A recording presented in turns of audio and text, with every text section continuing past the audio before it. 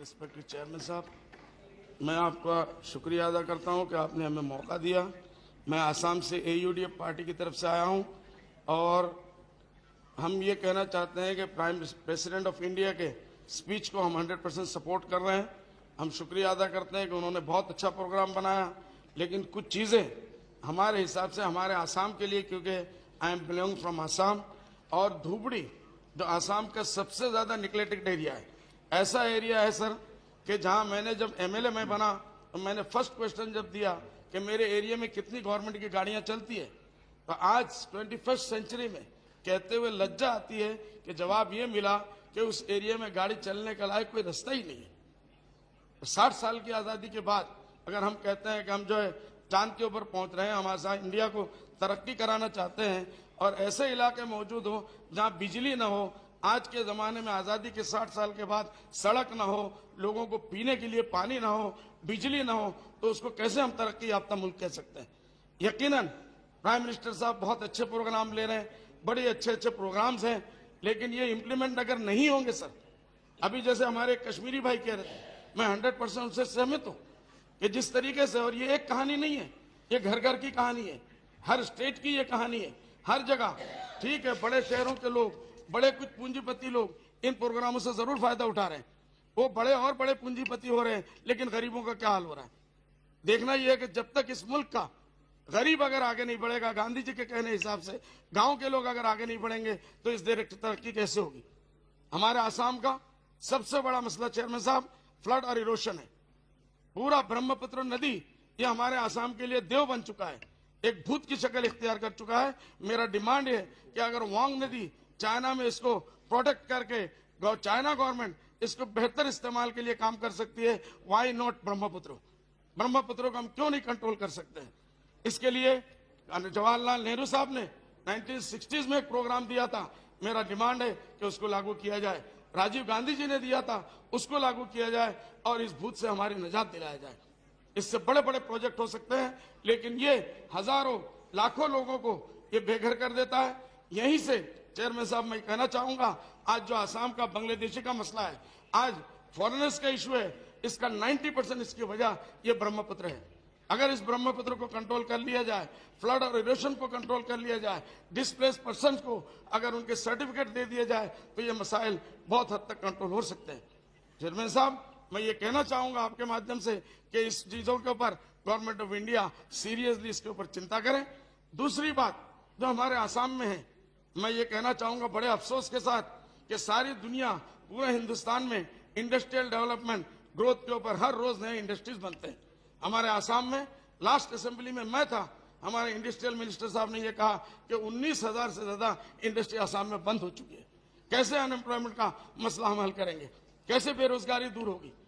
Minorities की जहां तक बात आती है, तो हमारे आसाम में माइनॉरिटीज के अंदर टी गार्डन के लोग मुस्लिम माइनॉरिटी के बाद सबसे बड़े माइनॉरिटीज है। कुछ राजवंशी है, दिमासा है, कार्बी है, हमारे बंगाली भाई है, इनकी समस्याओं को कौन देखेगा। आज आसाम गवर्नमेंट ये कहती है कि हम तरक्की कर रहे हैं, आसाम गवर्नमेंट ये कहती है कि हम हर रोज आगे बढ़ रहे हैं। सिक्योरिटी का ये हाल है कि हम लोग घर से चीफ मिनिस्टर बाहर नहीं निकल सकते बगैर सिक्योरिटी के। आधे घंटे, आधे किलोमीटर के अंदर जहां चीफ मिनिस्टर रहते हैं वहां बम फटता है। बॉम्बे में 26/11 की घटना होती है। सेंट्रल गवर्नमेंट, मैं प्राइम मिनिस्टर साहब को मुबारकबाद दूंगा, उन्होंने एक्शन लिया। होम मिनिस्टर को उन्होंने मिनिस्टर से हटाया, महाराष्ट्र के चीफ मिनिस्टर को हटाया, वहां के मिनिस्टर को हटाया, लेकिन हमारे आसाम के चीफ मिनिस्टर साहब वो होम मिनिस्ट्री की गद्दी भी लिए हुए हैं और हर रोज बम फट रहे हैं। क्यों इन मसाइल को हल नहीं कर सकते।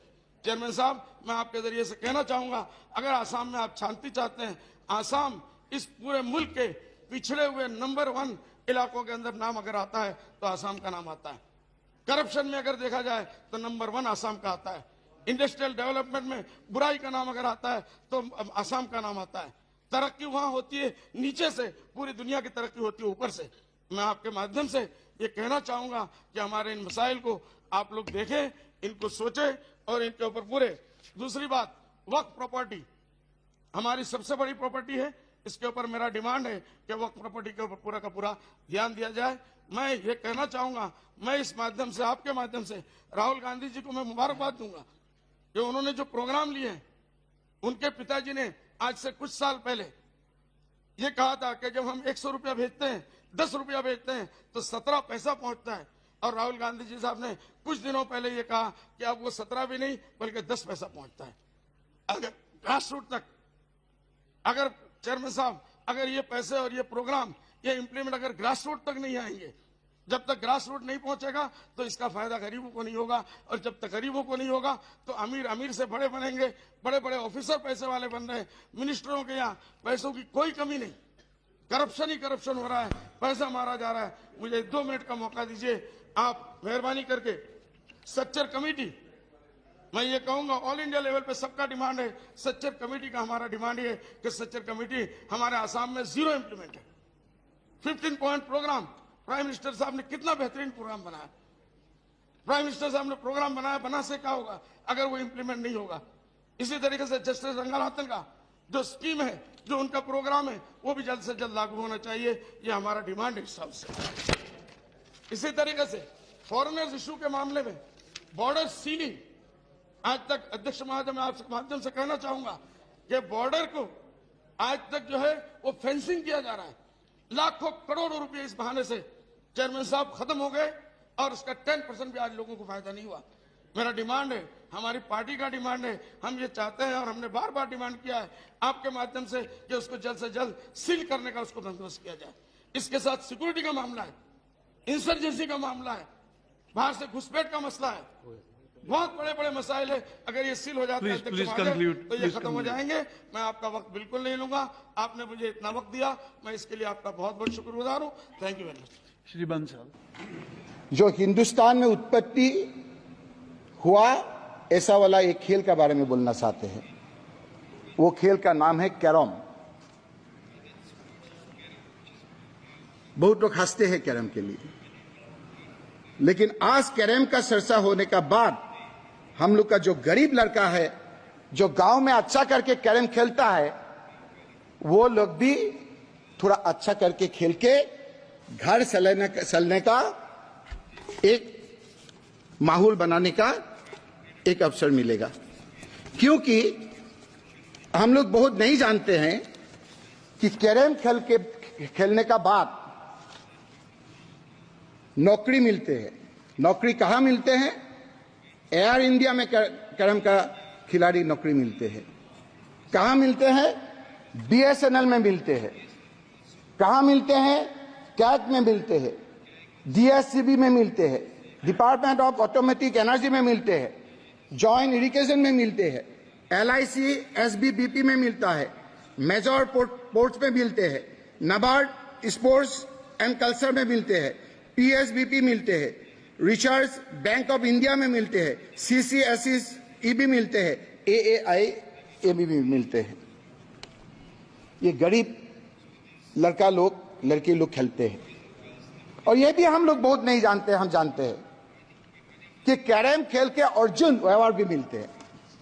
तमिलनाडु का मरिया इरद्दम, आप जरा चेक कर लीजिए, अर्जुन अवार्ड भी मिलता है। मरिया इरद्दम। इसीलिए हम आपको कहना चाहते हैं, PPS जो हुआ वो तो ठीक है, अच्छा ही होगा। Please conclude, please conclude the speech. इस हिसाब से सर हम तो lot of other members also there. नहीं, हम लोग हमारा पार्टी से सिर्फ एक आदमी बोला है सर। और दो हैं। It is two more members are there from your party. Okay, 2 minute में खत्म कर देंगे सर।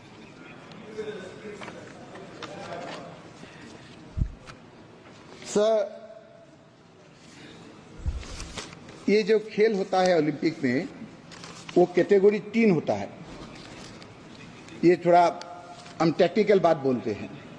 ये कैटेगरी क्या होता है? फर्स्ट कैटेगरी जो होता है इसको हाई प्रायोरिटी बोलता है, सेकंड कैटेगरी को सेकंड प्रायोरिटी बोलता है, और थर्ड को अदर्स बोलता है।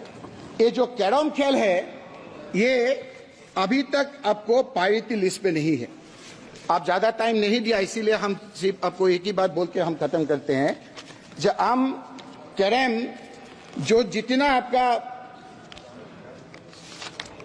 क्राइटेरिया है ऑल क्राइटेरिया वो फुलफिल करके रखा है। इसीलिए I urge the Government of India, the All India Carrom Federation have fulfilled all the formalities. Now I request, despite all India Carrom Federations fulfilling the all criteria of parties priority category, but Carrom is still in others category. I request, please include Carrom as a priority game of Olympic. Thank you, sir. Shri Malvinder Singh Kang.